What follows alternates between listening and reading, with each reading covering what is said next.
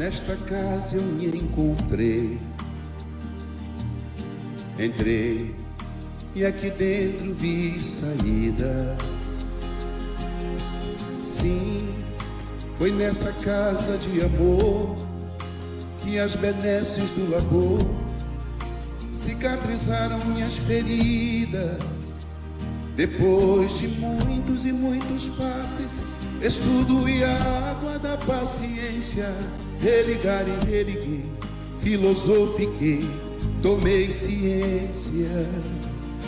Aqui, nesta casa de oração, orei, pratiquei o evangelho. Sim, foi nesse pouso espiritual que eu conheci a vida real. Rompi de vez com um homem velho. Depois de muitas e muitas preces, palestras e água da fé, religar e religuei. A casa, quando é santa, é posto de emergência, hospital de alma, dissipando dores, transcendentes traumas, frente de serviços que a todos levanta, pronto atendimento de Deus, oh Santa Casa Santa. Eu fiz amigos do peito, pessoas com quem posso contar. Atendimento fraterno, culto do evangelho no lar. Sim, nessa oficina de Jesus, chorei cantando quanta luz, com as vibrações desse lugar. Depois de muitas e muitas quedas, me fortalecendo na fé, religar e religuei. A casa, quando é santa, é posto de emergência, hospital de alma, dissipando dores, transcendentes traumas, frente de serviços que a todos levanta, pronto atendimento de Deus, oh Santa Casa Santa. Por isso canto e dou graças a Deus, secando lágrimas nos olhos meus. Depois de muitas e muitas preces, palestras e água da fé, religar e religuei. Toda casa, quando é santa, é posto de emergência, hospital de alma, dissipando dores, transcendentes traumas, frente de serviços que a todos levanta, pronto atendimento de Deus, oh Santa Casa Santa.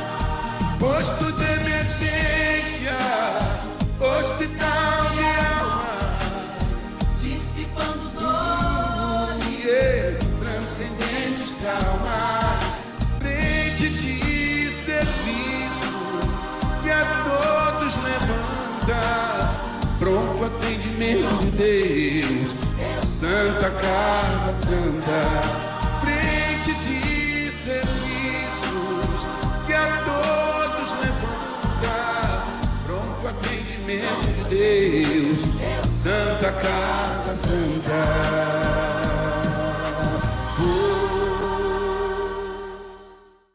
Queridos irmãos, queridas irmãs da família espírita, e você que passou por aqui, que não é espírita, mas é simpatizante dessa ideia consoladora, que Jesus nos envolva e que os benfeitores espirituais aclarem o nosso entendimento para nós lidarmos com o assunto de hoje. Quando nós começamos a ter notícias, e aí fazendo um parênteses aqui, não é? Em maio de 2024, o Brasil, o estado do Rio Grande do Sul, foi assolado por uma catástrofe jamais vista na sua história. E muitas pessoas, muita gente começou a alardear, é o fim do mundo, isso é porque as pessoas estão se desviando, são os hereges, os pecadores. Criaram uma série de mitos.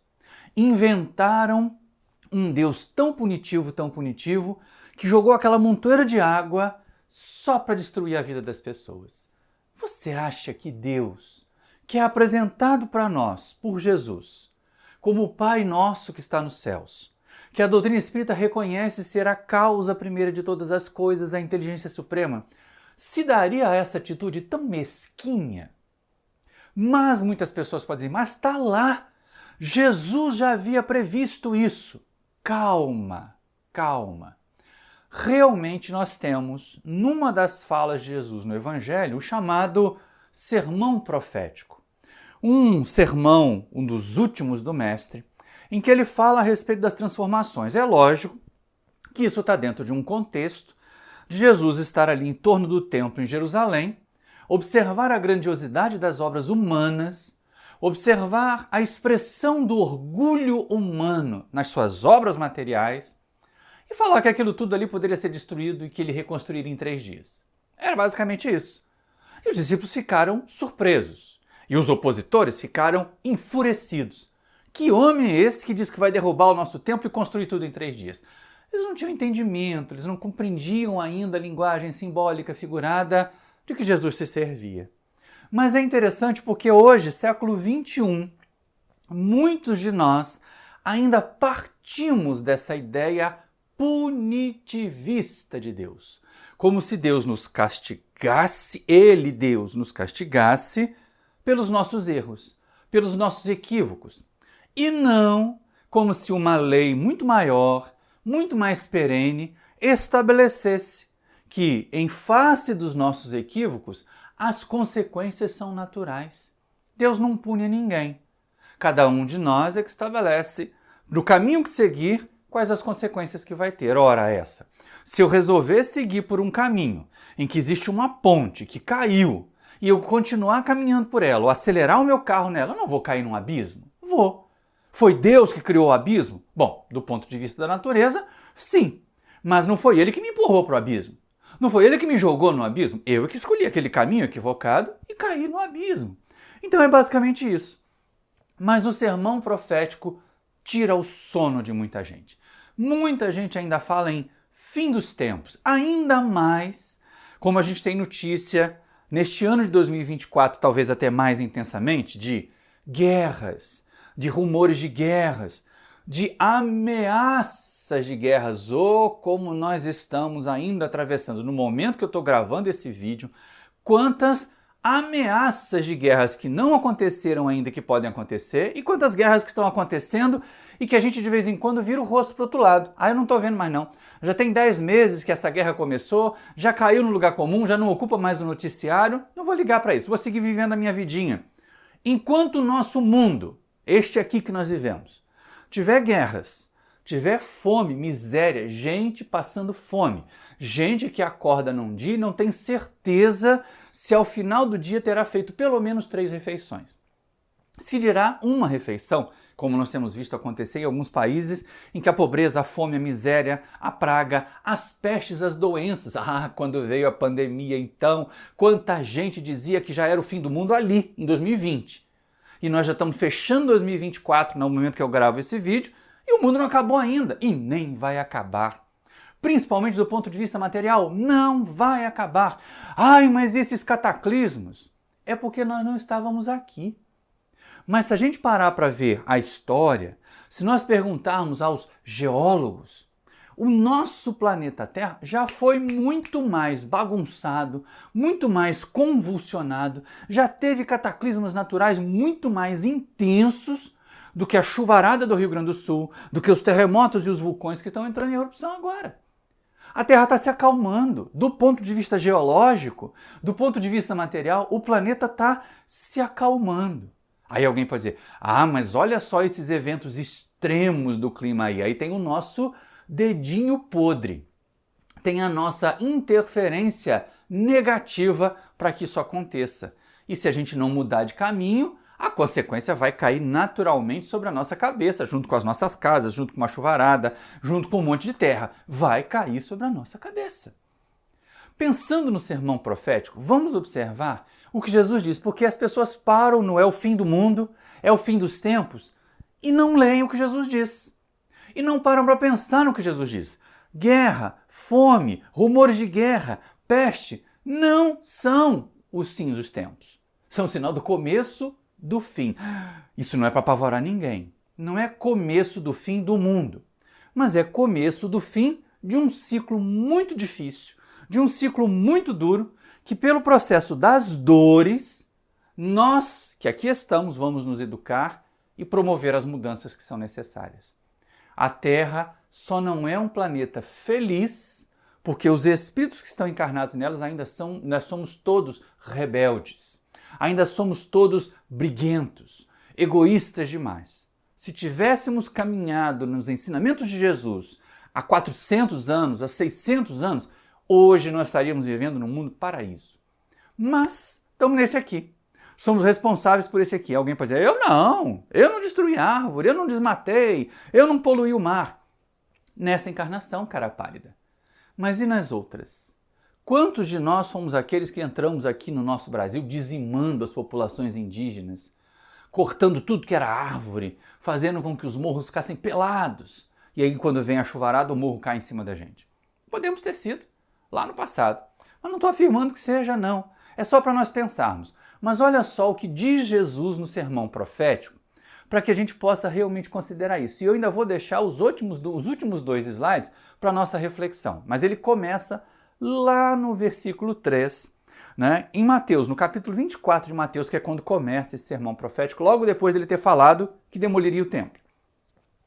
Estando ele assentado no Monte das Oliveiras, se chegaram a ele seus discípulos em particular, perguntando-lhe, dize-nos quando sucederão essas coisas, e que sinal haverá da tua vinda e da consumação do século?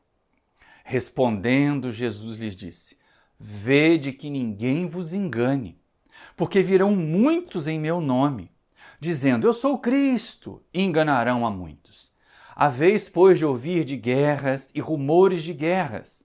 Olhai, não vos turbeis, porque importa que assim aconteça. Mas este ainda não é o fim, presta atenção. Porque se levantará nação contra nação e reino contra reino, e haverá pestilência, fome, terremotos em diversos lugares. Todas essas coisas são o princípio das dores. Então vos entregarão à tribulação e vos matarão, e sereis odiados de todas as nações por causa do meu nome. E muitos então serão escandalizados, trair-se-ão uns aos outros e mutuamente se odiarão. Levantar-se-ão muitos falsos profetas e enganarão a muitos. E porque multiplicar-se-á a iniquidade, a caridade de muitos esfriará. Mas o que perseverar até ao fim, esse será salvo. E será pregado o evangelho do reino por todo o mundo, em testemunho a todas as nações. E então chegará o fim. Perceberam? Nesses 2 slides que nós temos aqui, que Jesus não está falando de um fim do mundo material, mas de uma mudança de concepção. Sim, tem uma série de questões materiais que são, de certa maneira, impulsionadoras. Parece até que a dor material vem, como ele fala ali, né? Guerras, rumores de guerras, peste, fome, tudo isso nós temos observado nesse século que nós estamos. Mas também nós observamos isso no século XV, quando veio a chamada peste negra ou a peste bubônica, que era causada por pulga dos ratos, gente. E que as pessoas só entenderam isso quando elas conseguiram se livrar dos ratos, aí acabaram com a peste. Ou seja, entender a causa do mal para eliminar a causa e assim eliminar o mal. Mas quando Jesus fala a respeito disso, quando ele fala que isso é o começo das dores, é porque nós chegamos num processo de tamanho retardamento, de tamanha rebeldia ante as leis do progresso, que só as dores nos despertam. Nós vimos, de novo falando a respeito do evento de maio de 2024, lá no Rio Grande do Sul, quantas pessoas se mobilizaram de outras regiões do país, até de outras regiões do mundo, para ajudar os nossos irmãos e irmãs que perderam tudo naquela enchente. Pessoas que abriram mão do seu tempo e foram para lá ajudar no resgate. Pessoas que abriram mão dos seus bens e contribuíram. Dividiram o pouco que tinham até com aqueles que tinham nada, para que pudesse mitigar a dor, o sofrimento. Isso já é pôr de lado o egoísmo e exaltar a caridade. Mas Jesus fala de uma coisa que é muito complicada aqui nesse segundo slide, para a gente ficar bem atento, né? Que quando a gente começa a perceber essas coisas ruins acontecendo, muitos desanimam. Muitos assumem essa postura que eu comentei no começo. Ai, é o fim do mundo, não tem mais jeito. Ou alguns dizem, esse mundo está perdido. Gente, quando a gente assume essa atitude do esse mundo está perdido, o trem desandou. As coisas começaram a ficar muito difíceis, porque aí nós deixamos de trabalhar, deixamos de agir a modificação necessária para que esse mundo não fique perdido, não. Para que nós tenhamos condições de colaborar para a transformação dele num mundo melhor. Então, quando a gente começa a ver ali, né? Então as pessoas vão ficar escandalizadas, vai haver traição, vai haver divisão entre nações e nós não estamos vivendo isso? Quantos de nós não acordamos ou vamos dormir com medo de que tenha eclodido uma nova guerra entre nações que têm energia nuclear, que têm armas nucleares, que poderiam destruir o planeta inteiro? Ai, e se vier a guerra nuclear e acabar com a capacidade de sustentar a vida no planeta? Ou se as mudanças climáticas se tornarem tão graves que o planeta se torne inabitável para a nossa espécie? Deus nos dará outro, para nós até irmos lá esculpindo as melhores condições de vida para ele. Nós não vamos ficar abandonados, nem vamos ser relegados a um inferno de sofrimento permanente. Mas quando Jesus diz ali que por se multiplicar de muitos a iniquidade, a caridade de alguns esfriará, a gente tem que ter cuidado para não assumir essa atitude pessimista diante dos flagelos, diante das catástrofes, diante das guerras, diante desses prenúncios de início de dores que nos impulsionarão a transformar o mundo. Quando nós estamos aqui nesse estudo, nessa palestra aqui do nosso canal, a gente está pensando exatamente nessa ideia, principalmente de ser passada às gerações mais novas, que podem estar ficando muito gastas, muito desanimadas. E não, meus caros jovens, e não, minhas queridas crianças, e não você também aí, meu querido e minha querida ancião e anciã. Não vamos desanimar, não. Porque olha só quando Jesus fala, quando é que vai ser o fim? O fim não é a bagunça, o fim não é a guerra, o fim não é a peste. Aqueles que perseverarem até o fim, quer dizer, que aguentarem esse momento de transição, que suportarem as dores, que transformarem o mundo para que as dores acabem, esses é que vão ser salvos. Vamos colocar os salvos entre aspas aqui, porque a gente fez isso, né? Não colocou entre aspas, mas está entendendo que não é salvação para ir para um paraíso. E vem a parte final. Quando é que vai ser o fim mesmo? Quando que vai terminar esse ciclo de dores mesmo? Quando Jesus diz ali, ó, e será pregado o evangelho do reino por todo o mundo. Ele não disse o seu evangelho. Ele disse o evangelho do reino. O evangelho do reino de Deus. A mensagem de ajuste da humanidade terrena, nós, às leis divinas. Independente de rótulo religioso, se cultivará espiritualidade. Independente de divisão de religiões, nós teremos a fraternidade, a caridade de muitos aquecida de novo. E é nesse ponto que a gente para pensar assim, mas o que a doutrina espírita tem a dizer sobre isso? E Allan Kardec, que não é bobo nem nada, aqui no Livro dos Espíritos, que agora vai acompanhar a gente aqui ao longo desse estudo inteiro, ele traz para nós, lá na terceira parte, quando ele trata da lei de destruição, que já é o capítulo 6º dessa terceira parte, ele vai apresentar para nós a ideia dos flagelos destruidores, das catástrofes.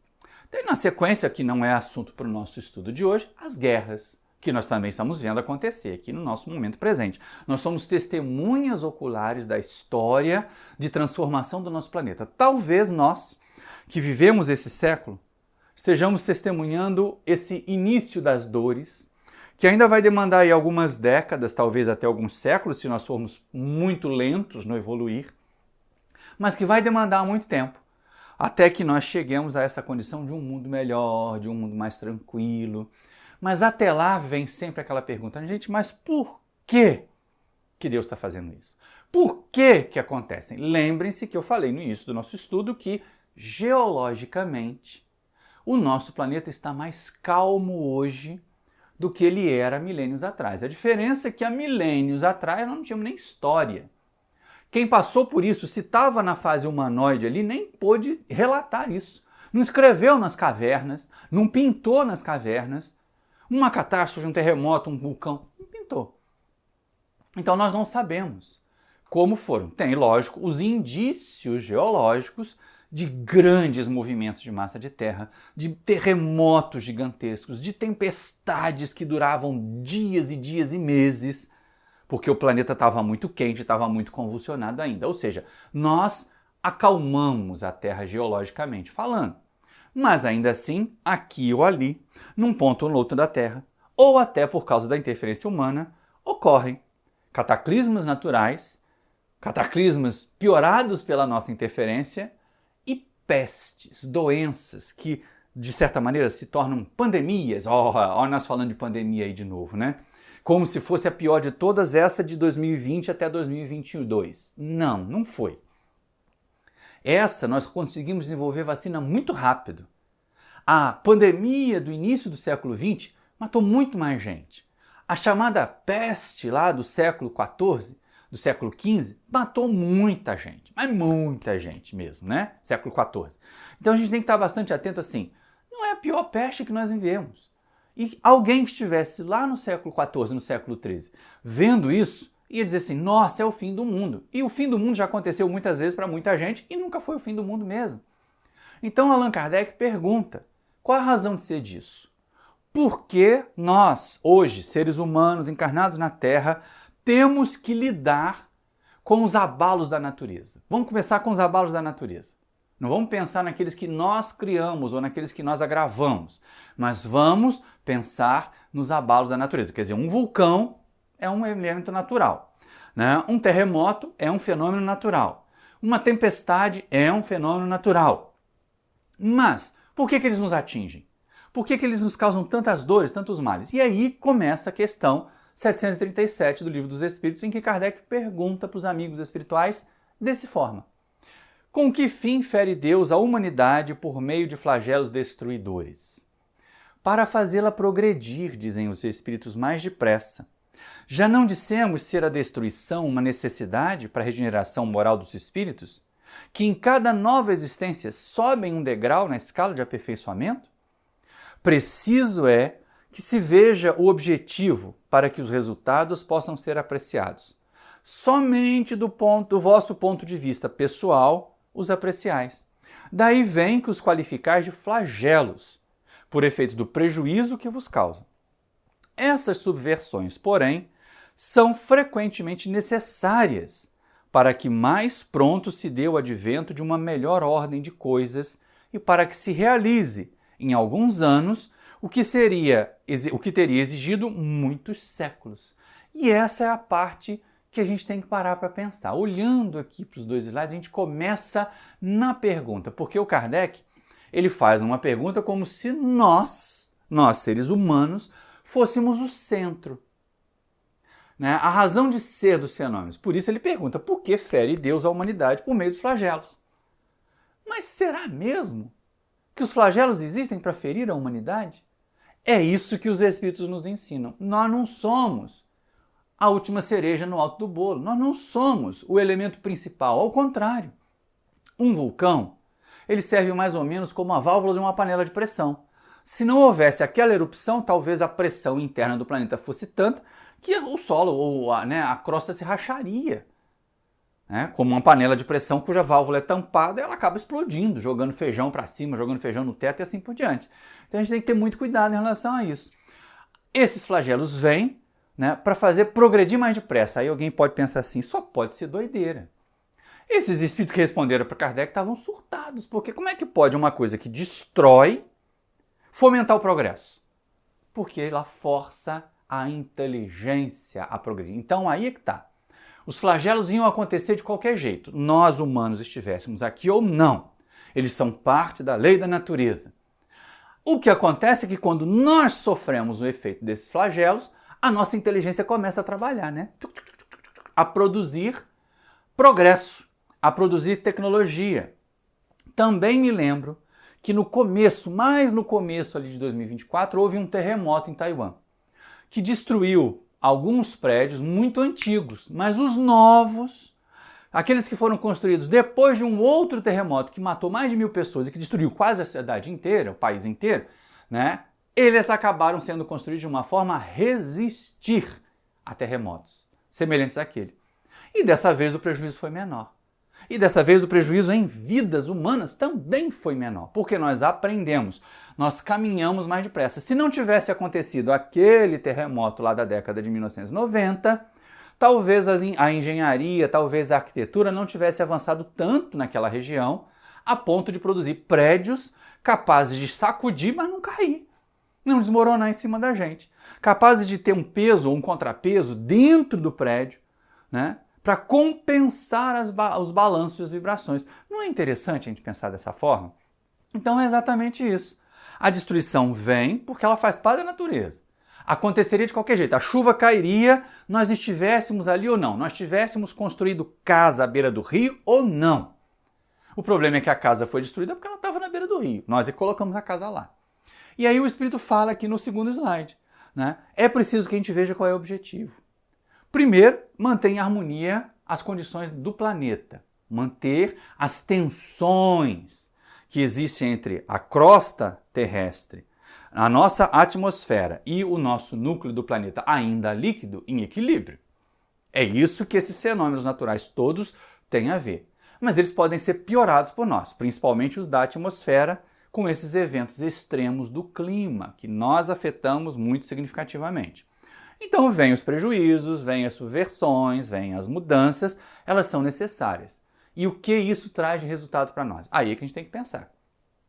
Se eu ficar parado lamentando, se eu ficar parado achando que eu estou sendo punido por Deus, nada será feito. Nenhum progresso será realizado. Eu me preocupo muito. Acompanhando agora, alguns meses depois do evento lá do Rio Grande do Sul, as pessoas reconstruindo suas casas no mesmo local onde a destruição aconteceu. Na mesma beira de rio, na mesma posição do bairro, sem nenhuma mudança na estrutura da cidade. Ah, mas tem só aquele lugar. Então alguma coisa tem que ser feita pelos órgãos governamentais para que isso não aconteça. Preventivo. Colocar no mesmo lugar e nada fazer é esperar um outro desastre acontecer, que é o que nós estamos pedindo. Então não é porque nós, seres humanos, estamos ali que Deus fez acontecer o desastre. O desastre aconteceria de qualquer jeito. Ele nos atingiu porque nós estávamos ali. E o que nós aprendemos com isso? Essa é a pergunta a ser feita, que eu vou começar a fazer agora no meio do estudo, mas eu vou repetir muitas vezes. O que nós aprendemos quando um desastre natural, agravado pela nossa interferência, nos fere, nos atinge? Será que eu, Maurício, vendo a chuva invadindo a minha cidade, vou continuar jogando lixo pela janela do carro, pela janela do ônibus, entupindo os bueiros? Será que eu, Maurício, vou continuar cortando árvores e cimentando as cidades, impermeabilizando as cidades, para fazer a enxurrada e toda para um lugar quando vier uma chuva muito forte? Ou eu vou começar a pensar numa arquitetura mais permeável, em situações em que eu diminua a intensidade do calor sem gastar tanta energia, sem consumir combustível fóssil principalmente? Então a gente tem que ter mudança. Em face do que aconteceu, em face do desastre, nós precisamos ter atenção à mudança. E é isso que o Espírito fala ali. Veio o abalo, voltando lá a Taiwan, veio o abalo sísmico na década de 90. Isso acelerou o processo. Eles passaram a ter que pensar rapidamente como é que eles, se acontecesse um outro, porque podia, eles estão numa área que é chamada, né, Anel de Fogo do Pacífico, então aquilo ali vai ter sempre vulcão, vai ter sempre terremoto. Esperar que viesse um outro fenômeno natural, eles esperariam. O que nós vamos fazer para prevenir, para não deixar acontecer? Essa é a pergunta que nós temos que fazer aqui no Brasil em relação aos eventos do Rio Grande do Sul. O que nós estamos fazendo para que, se vier um outro, se acontecer de novo isso, nós não sofrermos tanto quanto sofremos agora. Mas, ainda com a visão inicial de Kardec, de que o fenômeno aconteceu para atingir os seres humanos, que não é verdade, que os espíritos ensinam que não é assim, pensando sobre isso, Kardec faz uma outra pergunta que aí é a nossa responsabilizadora. É a oportunidade que Kardec deu aos espíritos deles fazerem assim, olha, vocês são lentos. vocês não aproveitam a oportunidade, então vem um chacoalhão, que é a questão 738. Ainda com esse olhar antropocêntrico de que a humanidade é o centro dos eventos, Kardec pergunta assim: para conseguir a melhora da humanidade, não podia Deus empregar outros meios que não os flagelos destruidores? Mas não é. Se a gente parar para pensar assim, muita gente pergunta, poxa, por que Deus está fazendo isso? Eu estava querendo crescer e aí veio o desastre. Mas será que eu aproveitei mesmo todas as oportunidades que me foram oferecidas antes? Será que realmente eu me coloquei à disposição para mudar o planeta, para mudar o sistema, para mudar o ambiente, para não comprometer o meio ambiente? E os espíritos respondem assim: pode e os emprega todos os dias, pois que deu a cada um os meios de progredir pelo conhecimento do bem e do mal. O homem, o ser humano, porém, não se aproveita desses meios. Necessário, portanto, se torna que seja castigado, forte esse termo, no seu orgulho, e que se lhe faça sentir a sua fraqueza. Essa é uma questão. Nós somos preguiçosos para progredir, então vem um abalo, vem um chacoalhão, que faz a gente parar para pensar assim: olha só, eu não sou tão forte assim, eu não sou tão onipotente assim, deixa eu fazer algum tipo de mudança de comportamento minha, porque o abalo é no orgulho, o abalo não é no corpo físico, não. É que a gente às vezes sente a dor no corpo físico e não pensa ou não pergunta o que essa dor veio tratar em mim, o que essa enfermidade, o que essa catástrofe, o que essa doença veio me ensinar para ser uma pessoa melhor. E a gente deixa passar as oportunidades. Todos os dias, o desenvolvimento da nossa inteligência, o conhecimento do bem e do mal, nos impulsionam, nos estimulam para nós realizarmos o progresso. A gente não faz, a natureza nos ajusta. E aí essa é a questão. Enquanto, por exemplo, nós estivermos consumindo os recursos da terra de forma desenfreada, vai haver fome em algumas regiões. O desperdício de uns, a gente tem até um vídeo sobre isso, né? O mais de uns acaba sendo a privação de outros. Nós precisamos ter esse cuidado da partilha, da divisão e assim por diante. Então, quando Allan Kardec aprende com os amigos espirituais, na questão 738, que Deus nos dá um monte de oportunidade de avançar, de mudar o ambiente, mas nós não mudamos, aí vem o cataclismo e a gente sente o impacto, ele pergunta, mas puxa vida, né? Nesses flagelos tem gente inocente que vai embora. Olha só como é que é a questão 738A. Mas, nesses flagelos, tanto sucumbe o homem de bem como o perverso. Será justo isso? Do ponto de vista momentâneo, do ponto de vista presente, não parece justo. Eu observei lá nos resgates do Rio Grande do Sul aquelas famílias tão simplesinhas, aquelas senhorinhas tão fofinhas, a vozinha sendo tirada de barco. O que ela fez? Poderíamos perguntar. Por que ela está passando por isso? Ela é inocente. Ou então um bebezinho que teve que ser resgatado de helicóptero, né? A mulher em trabalho de parto para ser socorrido no hospital porque o hospital tinha sido invadido pelas águas. O que esse bebê fez? É uma visão estreita. É uma visão só de presente. Cada uma das criaturas, e muitas vezes a gente ouve, só que não pode usar isso como uma desculpa para nada fazer, né? Existem injustiças, mas não existem injustiçados. Cuidado para não usar isso como uma desculpa para não fazer nada, para diminuir as injustiças. Porque senão a gente deixa correr, aquela pessoa está passando por isso que ela merece. Não é assim não. Mas ela é uma grande verdade. Os fatos estão acontecendo e as pessoas que experimentam o impacto, a dor daquele fato, elas aprendem alguma coisa. Talvez até elas nos ensinem muitas coisas sobre como resistir, sobre como superar. Nem todos estão passando pela catástrofe, pelo desastre, como se estivessem expiando uma falta do passado. Alguns estão ali exatamente para ser a fortaleza, para ser o exemplo de encorajamento. E eles nos mostram como superar a adversidade, mesmo com muita adversidade. E aí os amigos espirituais respondem: durante a vida, o homem tudo refere ao seu corpo. Entretanto, de maneira diversa, pensa depois da morte. Ora, conforme temos dito, a vida do corpo bem pouca coisa é. 1 século no vosso mundo não passa de um relâmpago na eternidade. Logo, nada são os sofrimentos de dias ou de alguns meses de que tanto vos queixais. representam um ensino que se vos dá e que vos servirá no futuro. Os espíritos que preexistem e sobrevivem a tudo formam o mundo real. Esses, os filhos de Deus e o objeto de sua solicitude. Os corpos são meros disfarces com que eles aparecem no mundo, por ocasião das grandes calamidades que dizimam os homens. O espetáculo é semelhante ao de um exército, cujos soldados, durante a guerra, ficassem com seus uniformes estragados, rotos ou perdidos.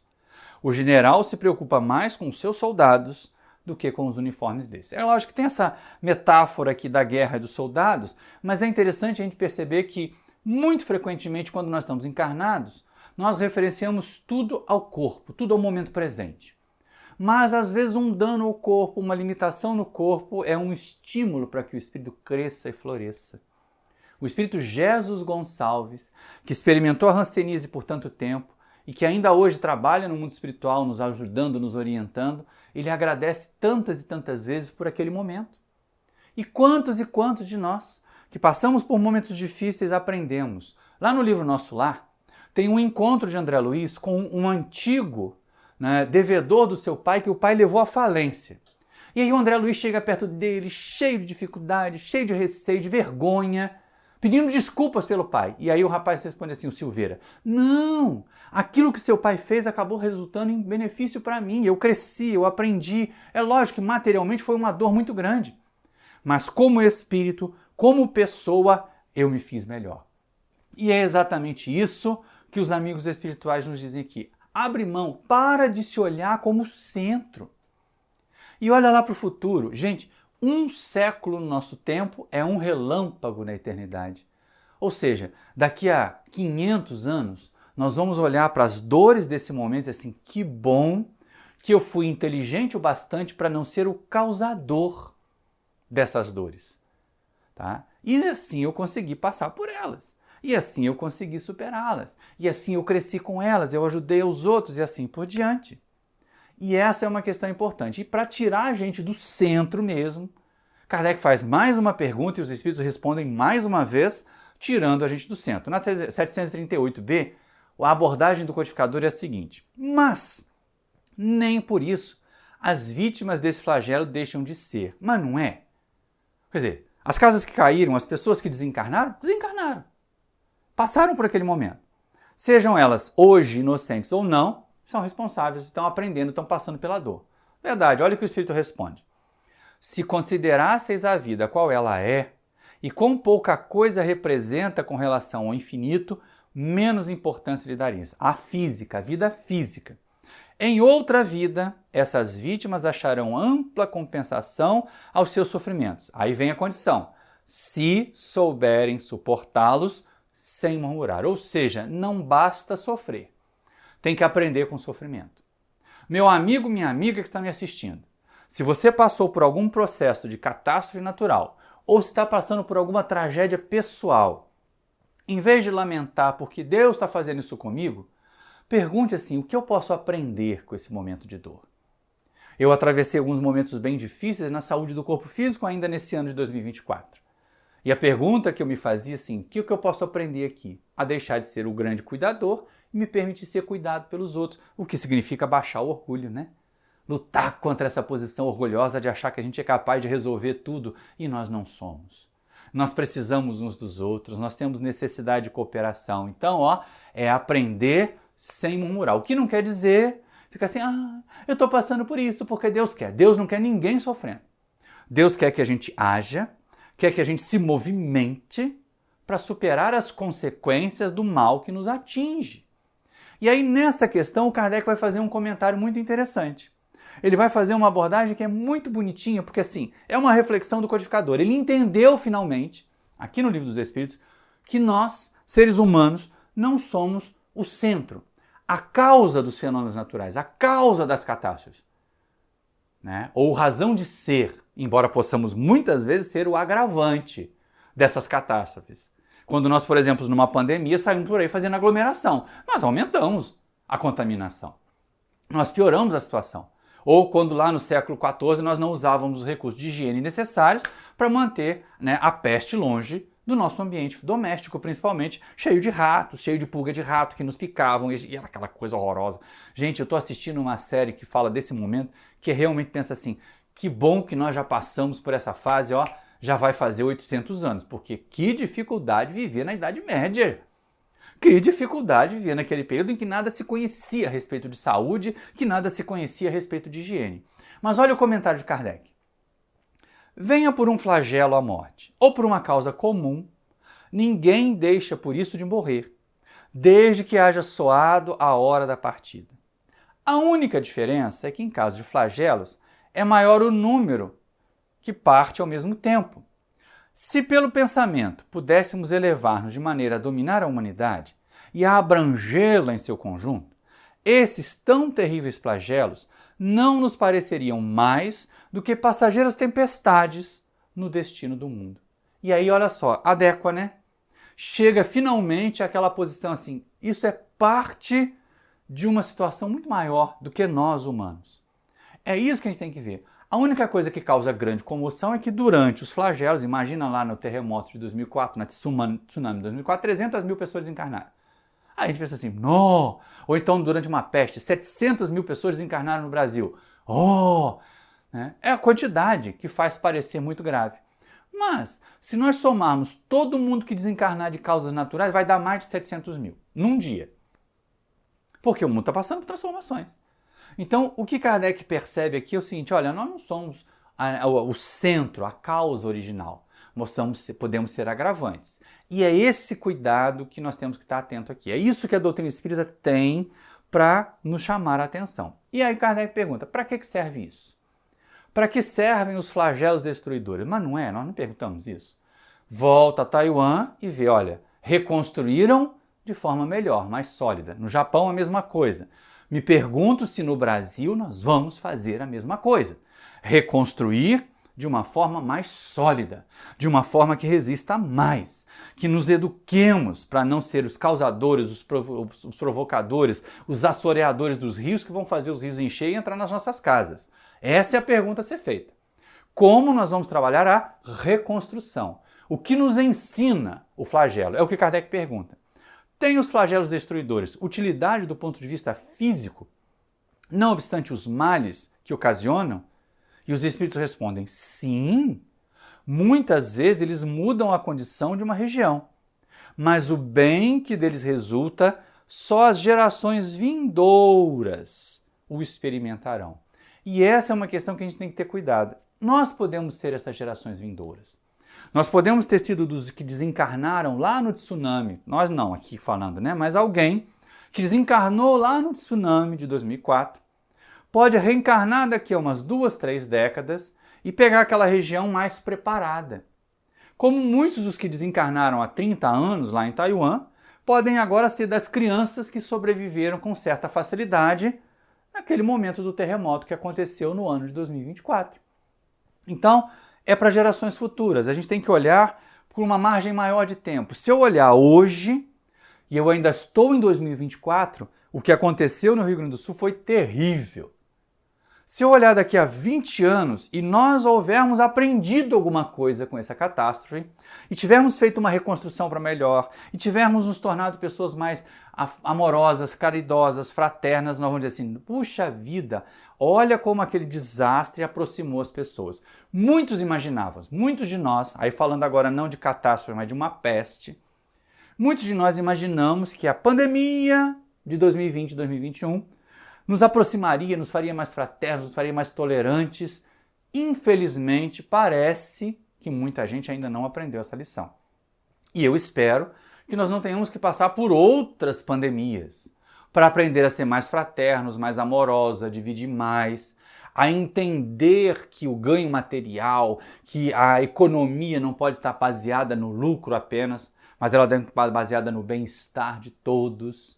Isso é que é a economia de verdade. Isso é que é a economia espiritual de verdade, que vai nos levar e que vai nos impulsionar.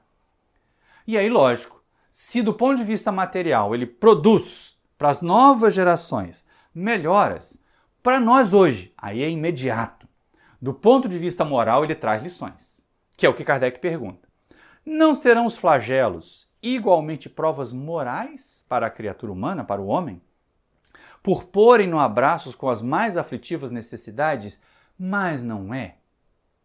E aí nós separamos, né? Essa parece aquela parábola que Jesus fala dos bodes e das ovelhas. Um evento desse separa os bodes das ovelhas, separa os egoístas dos fraternos. Os fraternos vão sair, vão se mobilizar, vão ajudar todos. Os egoístas vão tentar se proteger apenas a si. Tá tudo bem comigo, fecha minha casa, não entra aqui a peste e eu consigo escapar. Não deu certo no século XIV. Foram os nobres, as casas ricas, que eram cheias de ratos nos porões, que disseminaram a peste naquela época. Não deu muito certo nos aglomeradores, nos fazedores de festas abastados durante a pandemia. Depois de uma festa, de uma balada dessa criada, construída e realizada por algum filhinho de papai, por alguma filhinha de papai, por algum influencer equivocado, olha como aumentou a contaminação pela Covid. Então a gente tem que estar muito atento, tem que estar muito cauteloso em relação a isso. E aí os Espíritos respondem. Os flagelos são provas que dão ao homem, ao ser humano, ocasião de exercitar a sua inteligência, de demonstrar a sua paciência, resignação ante a vontade de Deus, e que lhe oferecem ensejo de manifestar seus sentimentos de abnegação, de desinteresse e de amor ao próximo, se não o domina o egoísmo. Eu acho ótimas os fins de resposta, porque é a condição. O que não aconteceu na maioria das pessoas lá com relação à pandemia de Covid? Nos dominou o egoísmo.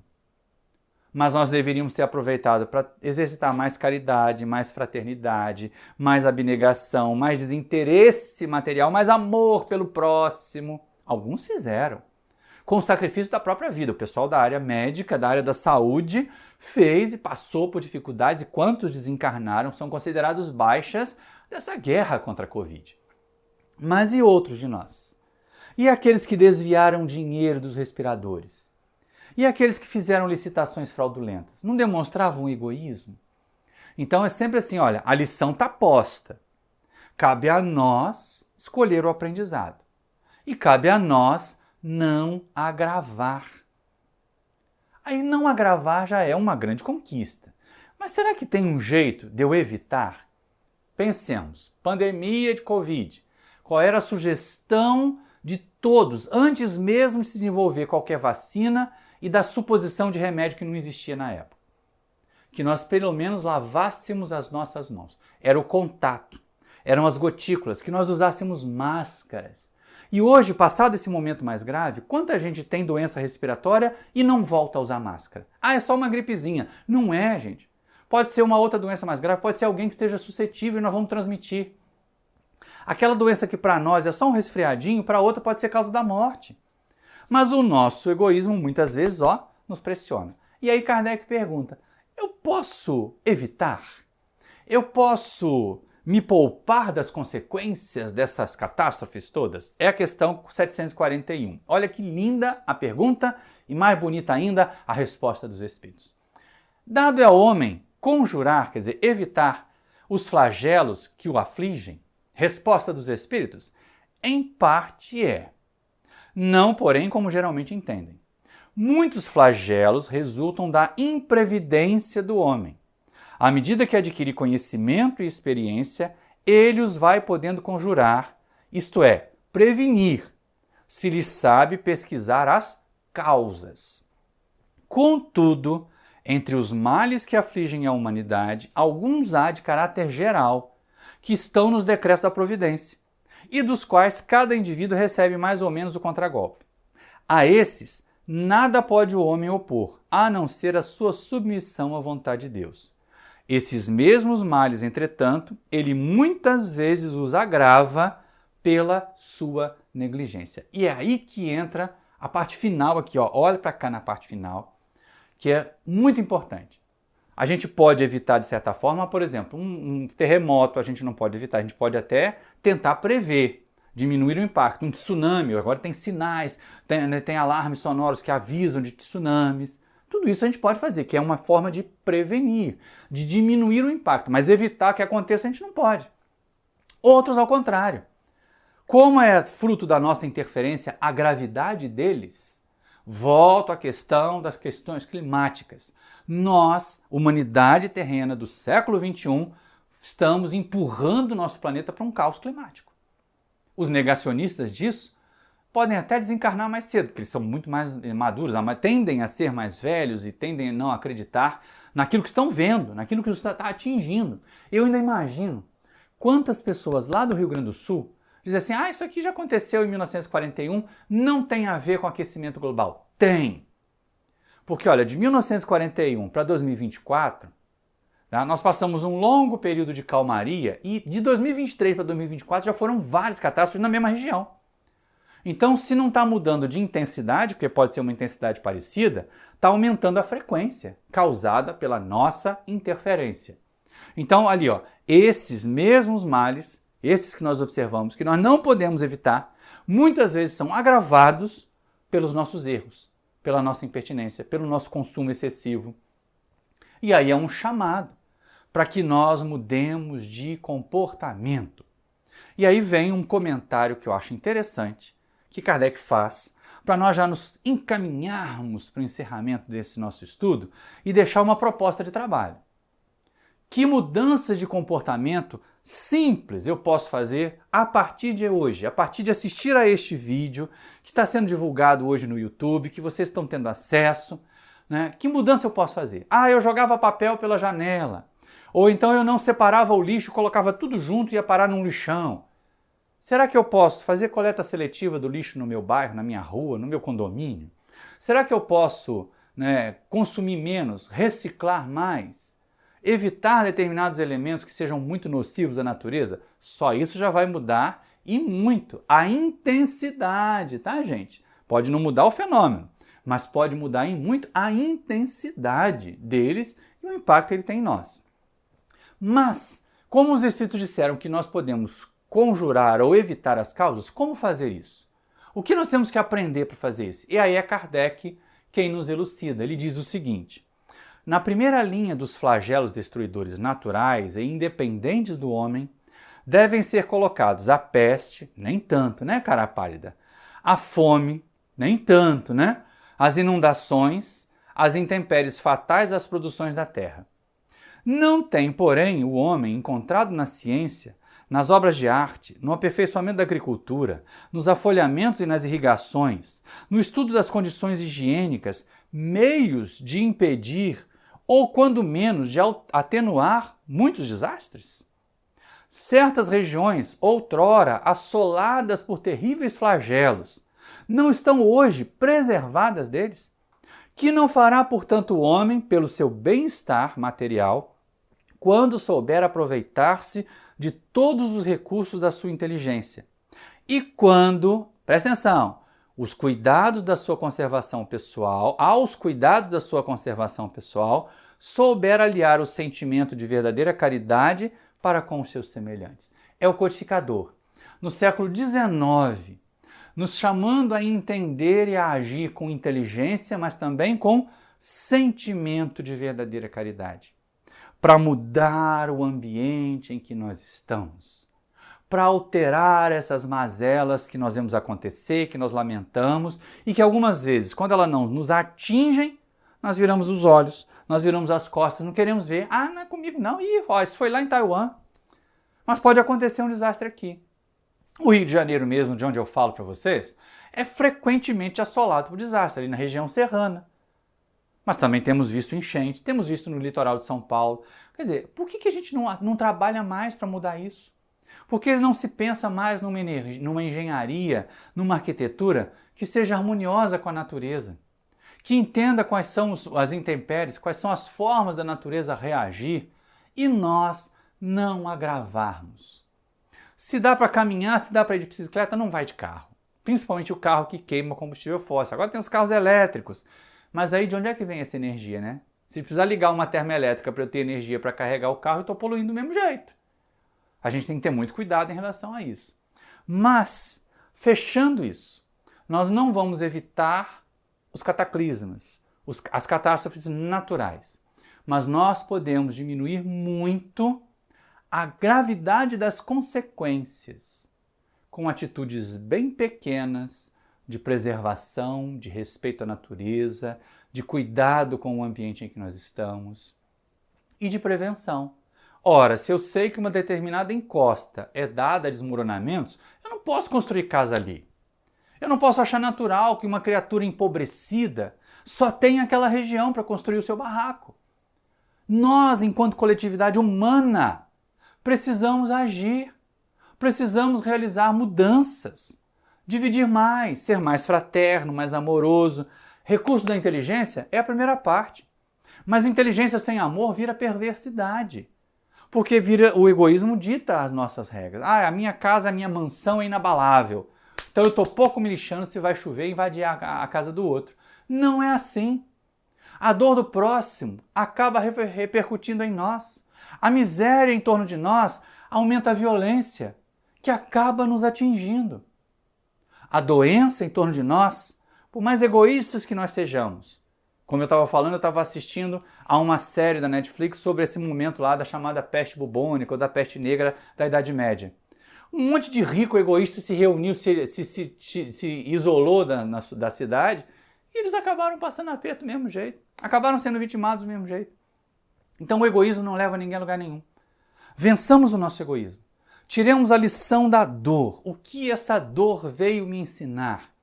Se foi destruído, como é que eu posso reconstruir de forma mais sustentável? Meu amigo, minha amiga, eu convido você a ser instrumento da sustentabilidade para que o planeta em que nós vivemos possa chegar à condição de planeta de regeneração, que nós atravessemos esse percurso de planeta de regeneração, que vejamos que quando chegar o fim das provas e expiações, a mensagem do Evangelho de amor, de fraternidade, de caridade será vivida muito mais do que pregada em todas as partes do mundo. E aí não haverá guerras, não haverá fome, não haverá pestes causadas por nós. E quando vierem os fenômenos da natureza, nós teremos fortaleza suficiente para superá-los. Porque vamos entender, somos todos irmãos, a dor do meu próximo é a minha dor também. A alegria do meu próximo é a minha alegria também. Compartilhemos e sejamos nós instrumentos da sustentabilidade. E se vier uma catástrofe, se vier uma dor profunda, nos perguntemos o que eu posso aprender com ela. Um grande abraço para você, muito, muito obrigado pela sua atenção nesse momento e que Jesus nos abençoe.